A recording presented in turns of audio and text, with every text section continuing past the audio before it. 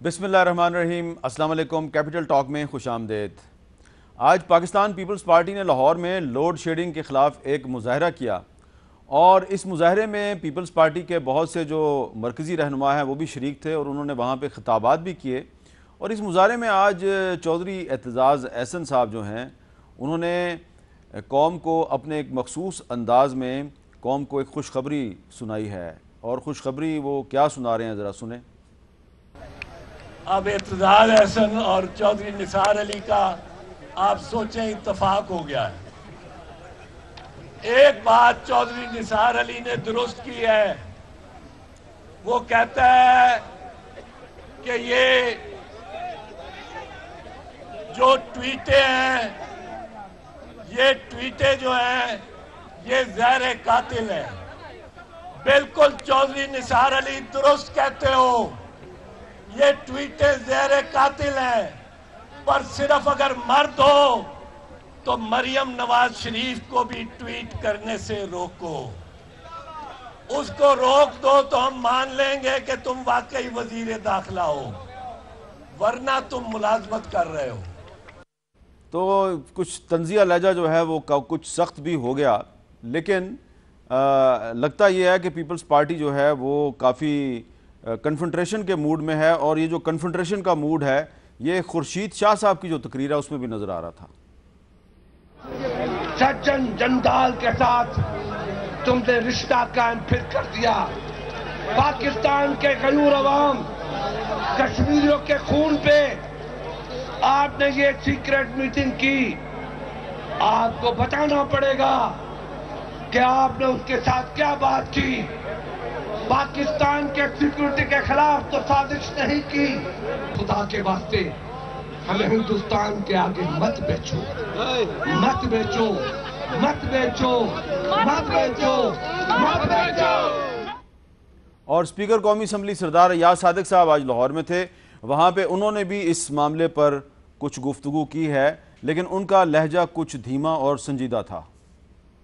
اگر کوئی یہاں آتا ہے پاکستان، اگر ملنے آتا ہے ہمیں، تو ملنے میں حرج کوئی نہیں، یا تو ہم مذاکرات کے راستے سارے چھوڑ دیں اور بالکل اپنا تعلق منقطع کر لیں۔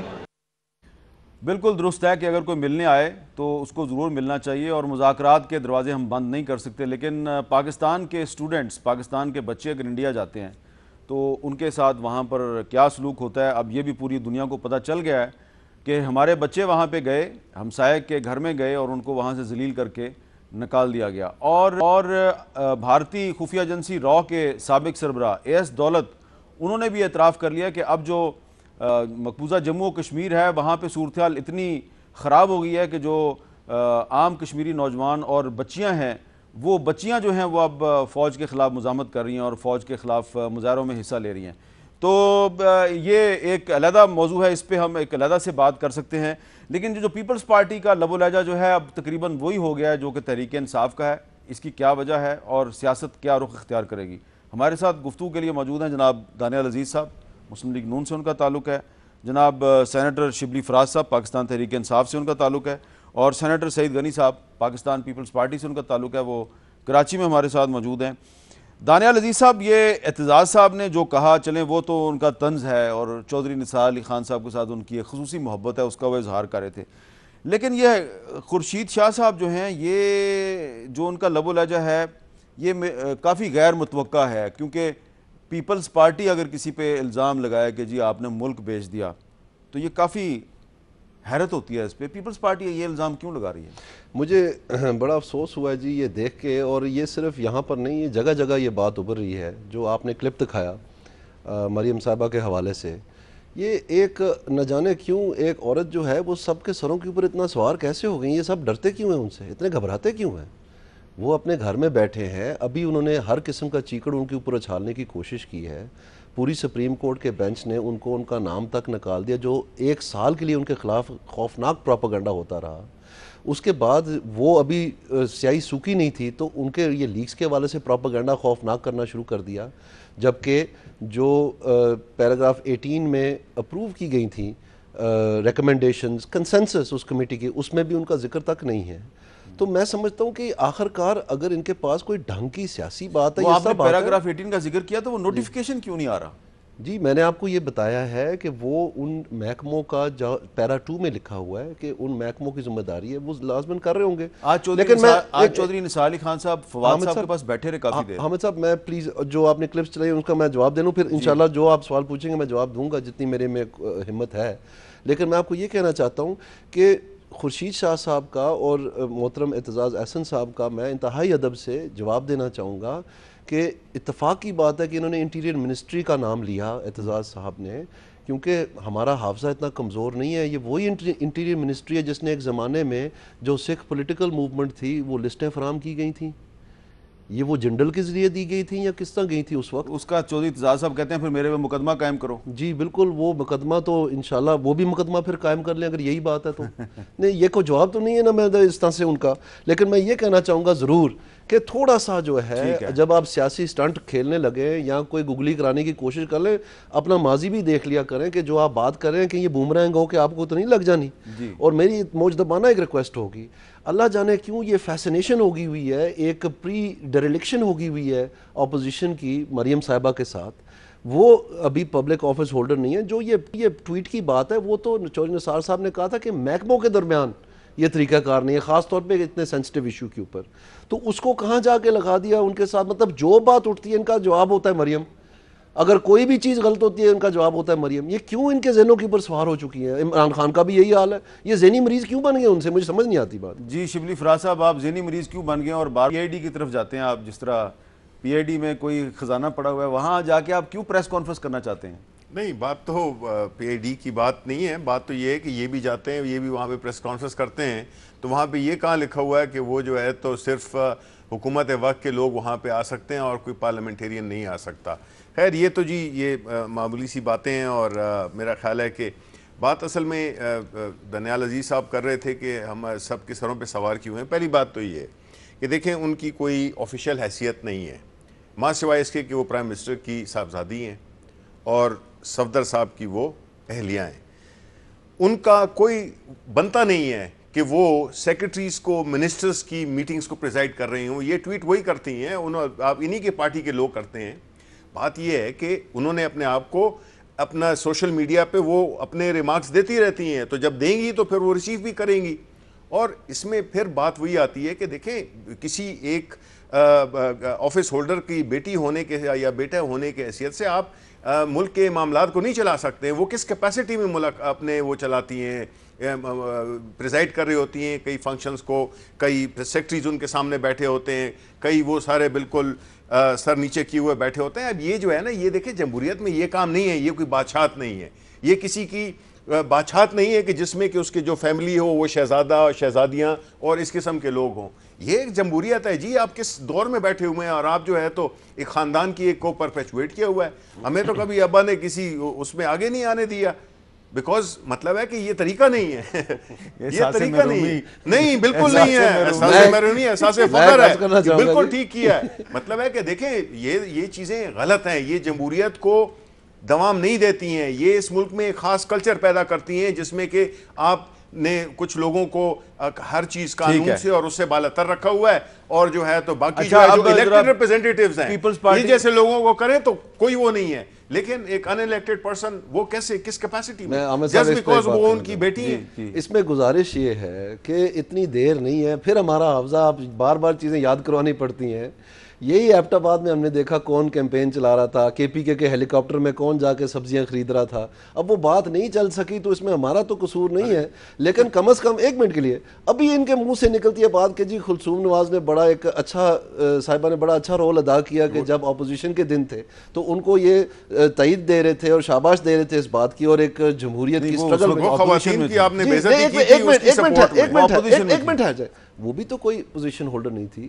لیکن جب مریم صاحبہ جب مریم صاحب وہ کہاں وہ کبھی اپوزیشن لیڈر تھی، انہوں نے تو کیمپین یہ تو سارے بھاگ گئے تھے، یہ سارے بھاگ گئے. جملہ تو مکمل کرنا کر لیں. تو یہ بالکل ان کے ہوش گم چکے ہیں. یہ کبھی کچھ کہتے ہیں کسی کے بارے میں، کبھی کچھ کہتے ہیں کسی کے بارے میں. اب ان کے بیانوں میں تضاد میں بھی ایک گزارش کر لوں مودبانہ. جی ضرور. بیگم کلثوم نواز صاحب کا جو 1999 اور سن 2000 کا جو کردار ہے وہ بالکل ایک ڈیفرنٹ کردار ہے. جب بہت سے مرد بھاگ گئے تھے تو وہ خاتون جو ہے وہ ایک مرد بن کے ڈٹی. بالکل. اور میں آئی وٹنس ہوں کہ بہت بڑے بڑے مرد جو ہیں جو اس وقت آپ کی پارٹی میں بہت سینئر عہدوں پہ بیٹھے ہوئے ہیں, وہ اس وقت ان کا جو کردار ہے وہ بیگم کلثوم نواز تو میری صرف کو ان کا سب پتہ ہے کیا کردار ہے, اور وہ رازوں کی امین ہے, اور انہوں نے وہ راز کبھی جو ہے وہ افشا نہیں کیے. اچھی بات ہے. میں صرف کہتا ہوں کہ یاد رکھا جائے یہ بھی وہی خون ہے. بالکل ٹھیک ہے, یہ بھی وہی خون ہے. بالکل ٹھیک ہے, یہ بات آپ کی جائز ہے.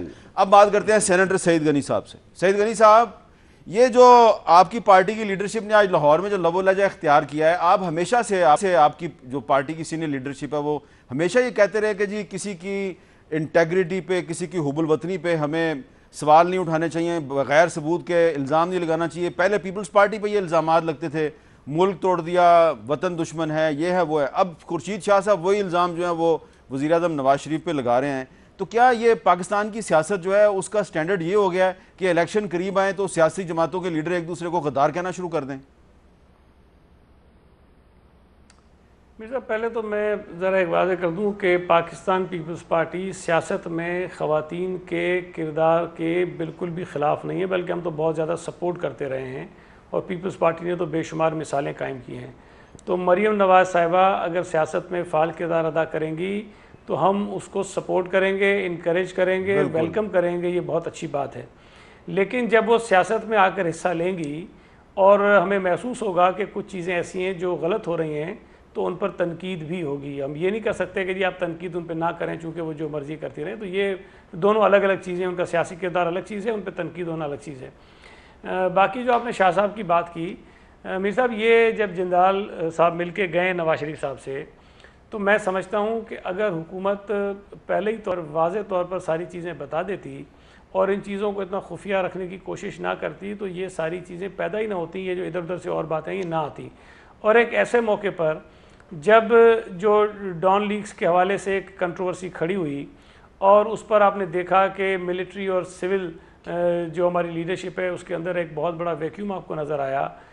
اب اس میں کہیں نہ کہیں خرابی کسی نہ کسی طرف سے تو ہوئی ہے, اور جو چیزیں اب سامنے آ رہی ہیں کہ کوئی یقین دہانیاں کرائی گئی تھیں اور کوئی باتیں کہی گئی تھیں کہ جناب کس طرح سے کیا کیا چیزیں ہوں گی, اس ماحول میں اگر ایک ایسا بھارتی شہری پاکستان آتا ہے جس کے متعلق یہ بات بالکل واضح ہے کہ وہ مودی صاحب کے بڑا قریب ہے, ان کے میسنجر کے طور پہ وہ کام کرتا ہے اور شاید نواز شریف صاحب کے بھی قریب ہے, تو ممکن ہے کہ وہ چائے پینے آیا ہو, ممکن ہے کہ وہ کھانا کھانے آیا ہو, ممکن ہے کہ وہ صرف سلام کرنے آیا ہو, لیکن جو اس وقت پاکستان میں صورتحال ہے اس موقع پر اس کا آنا اور اس کو خفیہ رکھنے کی کوشش کرنا اور اس کی ملاقات کے بعد بھی وہ چیزیں واضح طور پر قوم کے سامنے نہ رکھنا کہ کیا بات چیت ہوئی ہے, اس سے شکوک و شبہات جنم لیتے ہیں.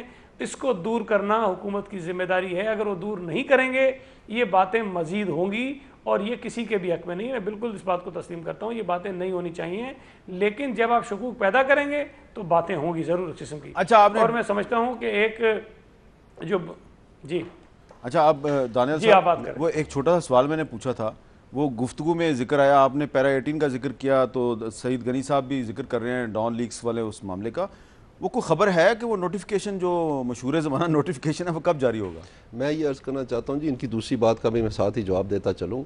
دیکھیں, جس پرائم منسٹر نے تاریخ گواہ ہے, حامد صاحب تاریخ گواہ ہے اس بات کی کہ جب پاکستان کے اوپر سب سے بڑا پریشر آیا پاکستان کی تاریخ کا نیوکلیئر ٹیسٹ کے دوران, اس وقت کون خاموش رہا اور کس نے فیصلہ کیا, تاریخ گواہ اس کی, یہ کھلی کتاب ہے. ٹھیک ہے, لہٰذا میں سمجھتا ہوں کہ اس سٹیج پہ آ کے کہنا کہ میاں نواز شریف صاحب کو جو 3rd ٹائم پرائم منسٹر ہیں ان کو کوئی سرٹیفکیٹ چاہیے حب الوطنی کا, یہ میرے خیال میں ایک بہت بڑی زیادتی ہے.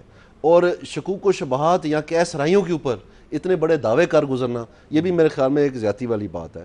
جہاں تک آپ نے ذکر کیا یہ ڈائریکشن کا جو پرائم منسٹر صاحب نے دی ہے ریگارڈنگ کنسنسس کمیٹی رپورٹ, اس میں پہلے بھی آپ کو بتا چکا ہوں, یہ اخباروں کی زینت بھی بن چکا ہے, آپ کے پروگرام میں بھی ڈسکس ہوا کہ اس میں واضح طور پر لکھا ہے کہ the recommendations of the committee given at para 18 in the report are approved. اس میں کون سی چیز چھوڑ دی گئی ہے مجھے تو سمجھ نہیں آتی. جی اپروو تو نوٹیفیکیشن جاری کر دینا. جی اس میں لکھا ہوا ہے کہ یہ چیزیں جو ہیں یہ فیصلے ہو چکے ہیں کیونکہ وہ جو ریکوائرمنٹس تھیں ٹھیک ہے، ان کی منسٹری جو ہے وہ منسٹرز آف اسٹیٹ یا ایڈوائزر ہیں، اچھا تو اس لیے وہ انہیں نہیں کرنا تھا. جو دوسرے ہیں وہ پیرا 2 میں لکھے ہوئے. اچھا شبلی صاحب یہ بتائیں کہ یہ آپ کی جماعت کہتی ہے کہ جناب ہم جو اصغر خان کیس ہے اس کو دوبارہ کھلوانے کی کوشش کریں گے، اس کی تفتیش دوبارہ شروع کروائیں گے، اس کا کیوں آیا؟ نہیں دیکھیں، بات یہ ہے کہ یہ خیال اس لیے بھی آیا کہ ہم نے یہ دیکھا ہے کہ ان کا ایک پیٹرن رہا ہے اس کا. یہ اس کانٹیکس میں بھی ہوا تھا کہ کچھ لوگوں کو جب یہ 10 ارب روپے کی بات ہوئی تھی تو کچھ لوگوں کو اس کو کنٹروورشل بنا رہے تھے کہ یہ ہو نہیں سکتا ہے. ہم تو یہ کہہ رہے تھے کہ انہوں نے مختلف جگہوں سے انہوں نے سیاسی چھانگا مانگا کہ اس میں سیاستدانوں کا جو پہلا دیکھیں جی پاکستان کی تاریخ میں اگر پالیٹکس کو کرپٹ کرنے کا کوئی سلسلہ شروع ہوا ہے مالی طور پہ، ویسے تو ماشاءاللہ کافی 40s سے ہی شروع ہو گیا تھا، لیکن فائنینشلی جس کو کرنا ہے وہ کیا ہے انہیں پاکستان مسلم لیگ نواز نے، جب میں یہ انہوں نے بھیڑے بکریوں کی طرح. ایک میں چھوٹی سی ہسٹوریکل کریکشن کر دوں آپ کو اگر آپ برا نام نہ ہے. ہماری جو ایسٹ پاکستان اسمبلی تھی اس کے ایک سپیکر ہوتے تھے شاہد علی خان، اسمبلی کا اجلاس کی صدارت کر رہے تھے، ان کے سر میں کرسی ماری گئی اور ان کو قتل کر دیا گیا. اس کی وجہ یہ تھی کہ اس وقت الزام یہ تھا کہ وہ جو اپوزیشن کی ایک پارٹی ہے اس کے کچھ انہوں نے لوگ توڑے عوامی لیگ نے اور ہارس ٹریڈنگ کر کے تو ایک کولیشن گورنمنٹ بنائی جا رہی تھی. تو ہمارا الیکٹڈ ڈپٹی سپیکر جو اجلاس کی صدارت کر رہا تھا اس کو سر میں کرسی مار کے قتل کر دیا گیا، الزام تھا ہارس ٹریڈنگ کا. تو یہ ہارس ٹریڈنگ کا الزام جو ہے یہ بہت زمانے سے آ رہا ہے. نہیں جی دیکھیں یہ اس زمانے کی، یہ میرا خیال ہے جو آپ بات کر رہے ہیں پاکستان کے 99.9% پاپولیشن کو یہ کسے کا نہیں پتا ہوگا. چلیں میں ہم نے تو بتا اپنے دیا نا میں نہیں ہم آئی ریسپیکٹ دیٹ، مطلب ہے میں آپ کو وہ تو نہیں کر رہا، آپ کا کافی مطالعہ ہے. اور بات تو یہ ہے کہ جی ہم پریزنٹ دور کی بات کر رہے ہیں، کیونکہ جمہوریت تو آپ کو پتہ ہے کہ یہ گرتی اٹھتی رہی، لیکن یہ اس میں یہ جو یہ پیسے کا اور اس قسم کی چیزوں کا خرید و فروخت کا سلسلہ شروع ہوا، پھر الیکشنز کو، ڈیموکریسی کو وہ کیا گیا، ڈی سٹیبلائز کیا گیا، مختلف انہی لوگوں نے کیا. اور اس میں جو ہے تو انہوں نے پہ ثابت ہوا کہ انہی لوگوں نے لے لیا دوپٹہ میرا، انہی لوگوں نے بالکل کہ یہ پیسے انہوں نے لیے. تو مطلب ہے اس کو اچھا میں وہ جو میں نے سوال کیا تھا میں ذرا اس کی تھوڑی سی کھال اتار لوں. جی جی ہم بات کریں گے اپنے انویسٹیگیٹو رپورٹر، معروف صحافی پاکستان کے، جیو نیوز کے کورسپونڈنٹ اور ٹیررزم ایکسپرٹ ہے، اور ٹیررزم پر ان کی ایک بہت ہی مشہور اچھی کتاب بھی شائع ہو چکی ہے، اعزاز سید صاحب. السلام علیکم اعزاز صاحب. وعلیکم حامد صاحب. اعزاز صاحب یہ بتائیں کہ یہ پی ٹی آئی والے کہہ رہے ہیں کہ ہم اصغر خان کیس کو دوبارہ کھلوائیں گے، کیا یہ کہنا درست ہے اطلاعات کے مطابق کہ اصغر خان کیس اب تقریباً بند ہو چکا ہے؟ حامد صاحب ٹیکنیکلی یہ جو کیس ہے وہ بند ہو چکا ہے. اس کی دو بنیادی وجوہات ہیں. ایک وجہ تو یہ ہے کہ اس کیس میں جن سیاستدانوں کا ذکر تھا ان تمام سیاستدانوں سے جو سٹیٹمنٹ لینے کا عمل ہے وہ ایف آئی اے نے مکمل کر لیا ہوا ہے، لیکن سٹیٹمنٹ کے ساتھ ایویڈنس بہت ضروری ہے، اور ایویڈنس دینا ہے. دو جو صاحبان ہیں جو اس وقت کے آرمی چیف تھے جنہیں سپریم کورٹ نے گلٹی قرار دیا، جنرل اسلم بیگ، اور اس وقت کے جو D G I S I تھے، جو ڈی جی ایم آئی بھی رہے اور بعد میں D G I S I رہے، جنرل اسد درانی. تو ان دونوں کو گلٹی تو سپریم کورٹ نے قرار دیا ہے، لیکن ان دونوں نے ایف آئی اے کو سٹیٹمنٹ کے ساتھ اپنا ایویڈنس بھی دینا کہ واقعی انہوں نے ان سیاستدانوں کو پیسے دیے. کیونکہ جو اکثر سیاستدان ہیں جس میں وزیراعظم نواز شریف صاحب کا بھی نام ہے، تمام نے، اکثریت سیاستدانوں نے اس بات کو ریجیکٹ کیا ہے کہ انہیں کسی قسم کا پیسے لیے ہیں. ساتھ ہی ساتھ ان لوگوں کو نوٹس جاری کیے گئے تھے، جنرل اسلم بیگ صاحب کو اور اسد درانی صاحب کو. تو ابھی 15 روز پہلے بھی انہیں ایک آخری نوٹس جاری کیا گیا ہے جس کا جواب خالی اسلم بیگ صاحب نے دیا ہے، اسد درانی اس کا جواب نہیں دے سکے، غالباً وہ بیرون ملک ہیں اس وجہ سے. اور ان کا یہ موقف ہے کہ چونکہ وہ ریویو پٹیشن فائل کر چکے ہیں سپریم کورٹ آف پاکستان میں، اس لیے وہ اس وقت تک ایف آئی اے کے ساتھ تعاون نہیں کر سکتے جب تک ریویو پٹیشن کا جواب نہ آئے. اعزاز صاحب بہت شکریہ. پلیز صاحب، اسلم بیگ صاحب تو سٹیٹمنٹ ہی ریکارڈ نہیں کروا رہے، تو کیس آگے کیسے چلے گا؟ دیکھیں بات تو یہ ہے کہ یہ کیس تو سپریم کورٹ نے سنا، اس پہ فیصلہ بھی دیا، اس پہ جو بھی ہوا. بات یہ ہے کہ اس کو کیوں نہیں آگے فردر FIA نے کیوں نہیں اس کو آگے چلایا؟ کیونکہ سابق آرمی چیف اسلم بیگ صاحب سٹیٹمنٹ ریکارڈ کرانے کے لیے تیار نہیں ہیں. دیکھیں یہ جو ہیں ٹیکنیکل باتیں ہیں، تو اسی چیزوں کا ہم نے ریوائیو کرنا ہے کہ یہ کیوں نہیں ہوا ایسا. دیکھیں قوم کا حق بنتا ہے کہ دیکھیں اپنی ہسٹری کو ہم جب تک درست نہیں کریں گے، اس کے بارے میں ہم جو چیزیں ہیں یہ تو یہی چاہتے ہیں. اب میں آپ کو بتاتا ہوں، یہ جو سارا کیمپین انہوں نے چلایا ہوا ہے کہ یہ سپریم کورٹ گئے ہیں عمران خان کے، ہمارے فنڈنگ کے، اور یہ سارے اس قسم کے، اس کا مقصد کوئی اور کچھ بھی نہیں ہے. بنیادی مقصد ہے پاناما کے کیس پہ سے عوام کی توجہ ہٹانا اور یہ ثابت کرنا کہ جی یہ بھی ہماری طرح کے لوگ ہیں. حالانکہ ساری قوم جانتی ہے کہ ایسی بات ہے نہیں، ایسی بات ہے نہیں، اور یہ ڈسٹریکٹ کرنے ہیں عوام کو غلط چیزوں کی طرف کہ جی دیکھیں ہمیں اور ان میں کوئی فرق نہیں ہے. اللہ نہ کرے. ان کی پٹیشن میرے پاس ہے، اس میں انہوں نے کہا کہ آپ نے بھی آف شور کمپنیاں بنائی ہیں، تو آپ کہتے ہیں انہوں نے آف شور کمپنیاں بنائی ہیں. دیکھیں میری بات سنیں، فرق کیا ہے یہ کہ اس وقت آپ کو قوم کو کنفیوز نہیں کرنا چاہیے. اس وقت ساری قوم اکٹھی کھڑی ہوئی ہے کہ وہ جانتے ہیں کہ پاناما میں جو ہوا ہے وہ ایک انٹرنیشنل سکینڈل تھا جس کو کہ ہماری سپریم کورٹ نے تقریباً اپروو کر دیا ہے. ٹھیک ہے، تو اس لیے اس کو اس کے ساتھ ملانا یہ کیا ہی اسی لیے. اچھا اب دانیال صاحب کو موقع دے دیا آپ نے، اب دانیال جی صاحب اس کا جواب دیں گے. لوگوں کی توجہ بٹے، حالانکہ ایسا ہوگا نہیں. اور ایک وقفہ مجھے لینا ہے، اور وقفہ تو لینا ہی پڑے گا، حالانکہ وقفہ لینا نہیں چاہیے لیکن وقفہ تو لینا پڑے گا. وقفے کے بعد دوبارہ ملتے ہیں.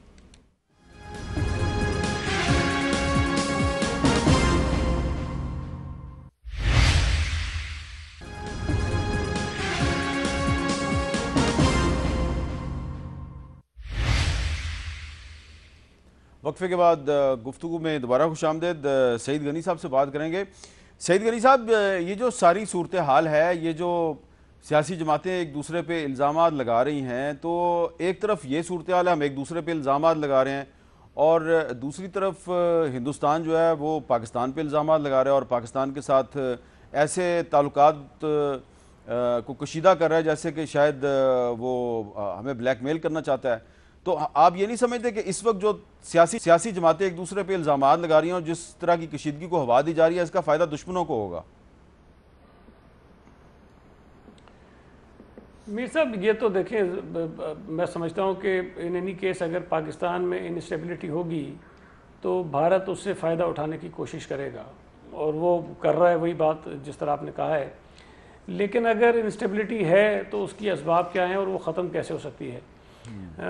ابھی جس کی ہم بات کر رہے تھے ڈان لیکس کی، چودھری نثار علی خان جب خود یہ کہہ چکے ہیں کہ جی اس کی رپورٹ میں تاخیر اس لیے ہو رہی تھی کہ ممبرز کے درمیان اتفاق رائے نہیں تھا، اور بعد میں وہ کہتے ہیں جی اتفاق رائے ہو گیا ہے اور اس کی رپورٹ میرے پاس آ گئی ہے.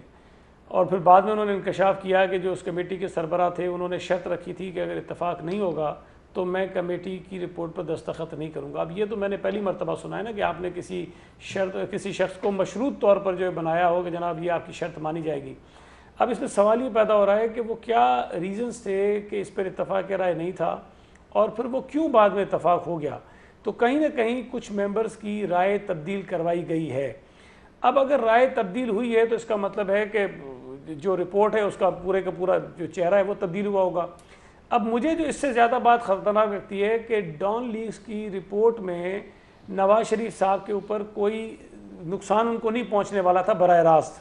کوئی اور لوگ ہوں گے جن کے نام یقیناً اس میں آنے والے ہوں گے، لیکن جو سپریم کورٹ JIT بنانے جا رہی ہے پاناما پر، اس میں نواز شریف صاحب کو بہت زیادہ نقصان پہنچنے کا اندیشہ ہے اگر اس کی تحقیقات ٹھیک ہو گئی. تو جو حکومت ڈان لیکس پر اثر انداز ہو کر اس کی کمیٹی کے ممبران میں اتفاق رائے پیدا کروا سکتی ہے، تو وہ پاناما کی JIT پر کیوں اثر انداز نہیں ہوگی جب ان کے پاس کوئی آپشن نہیں ہے سوائے اس کے کہ وہ اپنی ایسی رپورٹ لے لیں جس سے سعید غنی صاحب اس میں فرق ہے. جو پاناما کے کیس میں جو JIT بنائی گئی ہے اس کی سپرویژن براہ راست سپریم کورٹ کر رہی ہے، جس کی ایویڈنس آپ کے سامنے موجود ہے کہ سپریم کورٹ کو جب کچھ نام دیے گئے کل تو انہوں نے کہا کہ نہیں اور نام لے کے آئیں. تو آپ اس کو کمپیئر کس طرح کر سکتے ہیں اس کے ساتھ؟ دیکھیں ملک صاحب، میں نے جیسے کہا نا، اس میں سٹیکس بہت زیادہ ہائی ہیں. سپریم کورٹ نے 15 دن میں رپورٹ مانگی ہے، اور سپریم کورٹ یہ نہیں کر سکتا کہ وہ رپورٹ بیٹھ کے خود لکھوائے ممبرز کو. ان اینی کیس یہ ساری رپورٹ اور کاروائی ان ممبران کو کرنی ہے جو JIT میں شامل ہوں گے. سپریم کورٹ جتنی کوشش کر لے، لیکن یہ نون لیگ کے ہمارے دوست بہت بڑے کاریگر ہیں. یہ میں آپ کو مثال دے رہا ہوں نا، آپ کو یہ جو ڈان لیگز کی انہوں نے کیا نا مینیج کسی طرح سے، لوگوں کا نقطہ نظر تبدیل ہوا ہے. اب ان کی کاریگری کیا ہے؟ اب ان کی میں سعید غنی صاحب، ان کی کاریگری کیا ہے کہ یہ جو جس ایگزیکٹو آرڈر کی وجہ سے اتنا پھٹا پڑا ہوا ہے، وہ میرے اطلاع کے مطابق اس ایگزیکٹو آرڈر کے بارے میں تو وزیر اعظم سے پوچھا ہی نہیں گیا. ان کو پتہ ہی نہیں تھا کہ یہ ایگزیکٹو آرڈر جاری ہو رہا ہے. ان کو تو پتہ بعد میں چلا ہے. اور اس پر جن صاحب نے ایگزیکٹو آرڈر جاری کیا ہے، ان کو نہیں، ان سے میں یہ سوال نہیں کروں گا کیونکہ یہ تو میری اپنی انفارمیشن ہے کہ جن صاحب نے ایگزیکٹو آرڈر جاری کیا ہے انہوں نے معذرت بھی کر لیا ہے کہ جی میں نے آپ سے جو ہے وہ دکھایا نہیں. بہرحال چھوڑیں اس کو. آپ کاریگر کی بات کر رہے تھے، تو کاریگر تو اور بھی لوگ ہوتے ہیں اور وہ ایسی کاریگری کرتے ہیں کہ اداروں کی آپس میں لڑائی ہو جاتی ہے. اب یہ بڑی اہم بات ہے شبلی فراز صاحب کہ وہ کہہ رہے ہیں کہ میں ان سے اتفاق نہیں کرتا، لیکن آپ اتفاق کرتے ہیں کہ جو ڈان لیگز میں ہوا ہے وہی پاناما لیگز میں ہوگا. دیکھیں، میں سعید غنی کی صاحب کی بات سے کافی حد تک متفق ہوں، کیونکہ جو انالوجی، جو سچویشن انہوں نے ڈرا کی ہے کہ ایک ایسی انکوائری رپورٹ جس پہ کہ ڈائریکٹلی نواز شریف صاحب پہ کوئی ایسا الزام نہیں آنا تھا یا ان کو ڈیمیج نہیں ہو سکتا تھا، تو یہ تو اس میں تو سٹیکس ہی بہت ہائی ہیں نا. مطلب ہے کہ اٹس لائک تخت یا تختے والی بات ہے. تو اس میں یہ کیسے نہیں انفلوئنس کریں گے، کیسے ان ممبران کو انفلوئنس کرنے کی باوجود اس کے کہ وہ سپریم کورٹ کی سپرویژن میں ہوگا. لیکن ان کو بالکل یہ ٹھیک کہہ رہے ہیں سعید غنی صاحب، یہ شوب دا گر ہیں، یہ کئی طریقوں سے لوگوں کو انفلوئنس کریں گے اور اپنے اس میں، بیکاز مطلب ہے کہ اس میں تو ان کی یہ پی ٹی آئی اور پیپلز پارٹی کا اتفاق رہا ہے کتنے اور منٹ برقرار رہے گا. نہیں، جو بات اصول کی ہے، جو بات صحیح ہے وہ صحیح ہے، جو غلط ہے وہ غلط ہے. ہمارا اس میں تو ان کے ساتھ اتفاق ہے. دونوں اکٹھے ہو گئے آپ کے خلاف. آپ تھوڑا سا مجھے وقت دیجیے گا کیونکہ میں نے 2-3 باتوں کا جواب دینا ہے. سب سے پہلی بات یہ ہے کہ جو یہ کہہ رہے تھے چھانگے مانگے اور دوسری یہ مثالیں دے رہے تھے کہ ہم ان جیسے نہیں ہیں اور ہمیں پیش کیا جا رہا ہے، کیونکہ ان کو پہلی دفعہ سوال جواب کیا جا رہا ہے کہ آپ کی جو منی ٹریل ہے، آپ کے جو اثاثے ہیں، آپ نے جو اپنے دستخط کے ساتھ ٹیکس چوری کر مانی ہے، جو آپ نے کالا دھن سفید کرنے کے قانون، وہ سوالات ان سے کیے جا رہے ہیں. لیکن میں دوسری بات کرتا ہوں، ان کی جماعت میں حامد صاحب، یہ آپ دیکھیں پاکستان کی تاریخ سے آپ نے کتنے اچھے مطالعہ کیا سارا. آپ مجھے بتائیں کبھی یہ ہوا ہے کہ ایک جماعت کا الیکشن کمشنر جو ہے وہ اس لیے ریموو کر دیا جائے کیونکہ ان کے سیکرٹری جنرل نے خریداری کر کے ووٹیں بنائی ہیں، اور بجائے اس کو فارغ کرنے کے اس کے آرڈر پہ الیکشن کمشنر کو فارغ کر دیں؟ اور پھر یہ نہیں حامد صاحب، پھر کرتے چلے جائیں. آپ یہ دیکھیں کہ اس کے بعد تسنیم نورانی فارغ ہوا کیونکہ یہی سوال سامنے آیا. اب وہ جہاز کی سیٹیں کتنی نرم ہیں، کیا اس میں پیش کیا جاتا ہے اللہ جانے جی، مجھے تو سمجھ نہیں. اس کے بعد نعمان وزیر بیچارہ جو ان کا فاٹا سے تعلق رکھتے ہیں، شریف آدمی، انجینئر آدمی ہے، اس کو وہ پورا ریکارڈ ہی اٹھا کے لے گئے پی ٹی آئی کے اس میں سے کہ وہ خریداری جو ووٹوں کی انہوں نے اپنی ساری جماعت پہ لوٹ سیل لگائی ہوئی ہے. اور یہ دوسروں پہ الزام لگانے کی ایسے نہیں. ایک منٹ پلیز مجھے مکمل کرنے دیں پلیز. اب میں آتا ہوں دوسری بات پہ جو سعید غنی صاحب کر رہے ہیں. دیکھیں یہ بڑی ہی میں سمجھ نامناسب بات ہے کہ جب ایک اتنے بڑے مسئلے پہ پاکستان کا یہ سب اگری کرتے ہیں کہ کنسنسس ہو گیا، اس کے اوپر تو کسی نے ڈینائی نہیں کیا نا جی. تو کنسنسس جو ہو گیا ہے، پھر یہ ایکچولی تنقید کر رہے ہیں ان اداروں کے اوپر جن کی ہم سب پاسداری کرتے ہیں اور کرنی چاہیے بھی ہے. تو یہ میں سمجھتا ہوں ان کو کنٹروورشل بنانے میں بڑی زیادتی والی بات ہے. اور دوسری بات میں آپ کو کہنا چاہتا ہوں کہ سپریم کورٹ کو بھی یہ ایک طرح سے کنٹروورشل بنانا چاہ رہے ہیں. اصل میں پرابلم یہ ہے کہ جو آپ نے ابھی خود ذکر کیا، ان دونوں میں مکمکا ہو چکا ہے. پیپل پارٹی کا اور پی ٹی آئی کا مکمکا ہو چکا ہے. اس کی کرنیں نظر آ رہی ہیں لیکن کوئی تسلیم کرنے کے لیے تیار نہیں ہے. میں آپ کو بتاتا ہوں پی ٹی آئی کے اندر اس وقت گفتگو جاری ہے کہ کیا ہم الیکشن سے پہلے ان سے الحاق کریں یا الیکشن کے بعد ہم کریں، کیونکہ ابھی ہماری پوزیشن اگر پیپلز پارٹی کی کمزور ہے تو ہم اپنی سیٹیں لے کے کولیشن گورنمنٹ بنائیں. تو ان کا صرف اتنا ہے، اگر آپ کا مولانا فضل الرحمان سے ہو سکتا ہے تو پی ٹی آئی اور پیپلز پارٹی کا اگر ان کا ہے مکمکا جی، ایسے اوپر سے. ایسا میرا ایک سوال ہے، یہ گونگلو سے مٹی جھاڑے ہیں وہ عمران، اور یہ تلا گنگ میں انہوں نے ان کو عمران خان کو کہنا پڑا کہ چپ کریں ان کے خلاف تنقید. ہم تو ان کے ساتھ چھوٹا سا سوال جی. عمران خان صاحب نے پچھلے دنوں ایک بہت ہی خوفناک الزام لگایا، طوفانی قسم کا، کہ مجھے جناب ایک دوست کے ذریعے 10 ارب روپے کی پیشکش کی گئی کہ تم 10 ارب لے لو اور پاناما پہ اپنی زبان بند کرو. نون لیگ کے بہت سے لیڈروں نے کہا کہ ہم حد کی عزت کا دعویٰ کریں گے عمران خان، اور کسی نے کہا 24 گھنٹے، کسی نے کہا 36 گھنٹے. اب کتنے ہی دن گزر گئے ہیں، ابھی تک نون لیگ نے حد کی عزت کا دعویٰ نہیں کیا. حامد صاحب دیکھیں کوئی جو جن کا دماغ چل گیا ہو نا وہ پھر اس طرح کی باتیں کرتا ہے. I'm sorry to say. اس کی وجہ کیا ہے؟ آپ دیکھیں وہ کہہ رہا ہے کہ میرے پاس حکومت نے پہلے دن حکومت تھی, اس کے بعد پھر شہباز شریف صاحب کے کوئی دوست تھے, اس کے بعد حمزہ شہباز کے دوست تھے, پھر دبئی کی کوئی پارٹی تھی, اس طرح وہ بدلتے آئے اپنا بیان. لیکن وہ کہہ یہ رہے تھے ان ساری کیسز میں کہ انہوں نے مجھے آفر کروائی ہے 10 ارب کی کہ میں اپنا پیناما والا کیس میں جو ہے کام ختم کر دوں. یہ ایسی بات ہے نا جی. اور میں اس لیے اس کا نام نہیں بتاؤں گا کیونکہ اگر ان کو پتہ چل گیا تو اس کا نقصان ہو جائے گا. تو آپ مجھے یہ بات بتائیں کہ اگر واقعی ان کو نواز شریف صاحب نے بھیجا ہوگا تو ان کو نہیں پتا ہوگا کہ یہ بات نکل آئی ہے کہ ہم نے کس کو بھیجا ہے, تو اس کا نقصان پھر نہیں کریں گے وہ. یہ کتنی فضول بات ہے.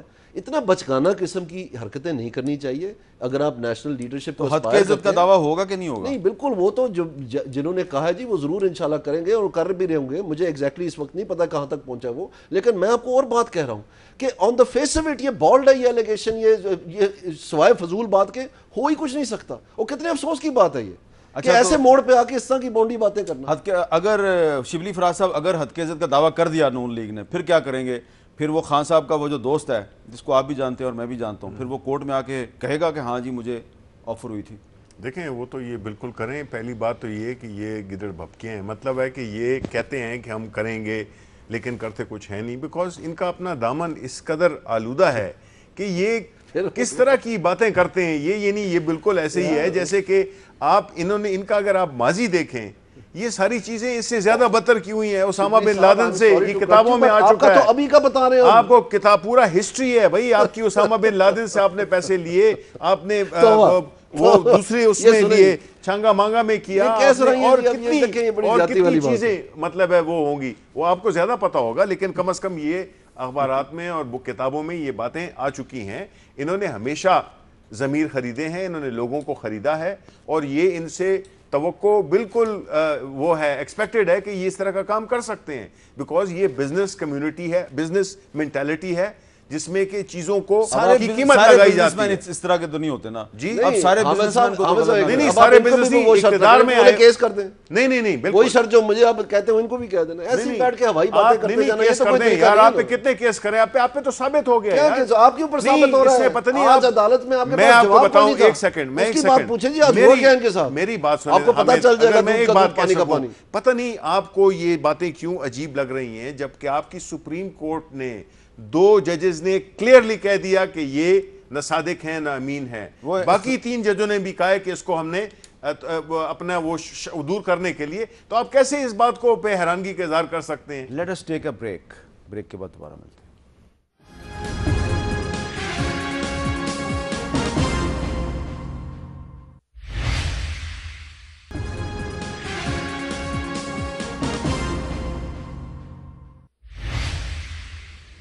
وقفے سے پہلے میں دانیال عزیز صاحب سے سوال پوچھ رہا تھا کہ عمران خان صاحب نے جو 10 ارب والا الزام لگایا تو پھر حد کی عزت کا دعویٰ ان پر ابھی تک کیوں نہیں ہوا؟ اب پتہ یہ چلا ہے اس وقفے کے دوران کہ شہباز شریف صاحب نے عمران خان صاحب کو ہر جانے کا دعویٰ بھیج دیا ہے.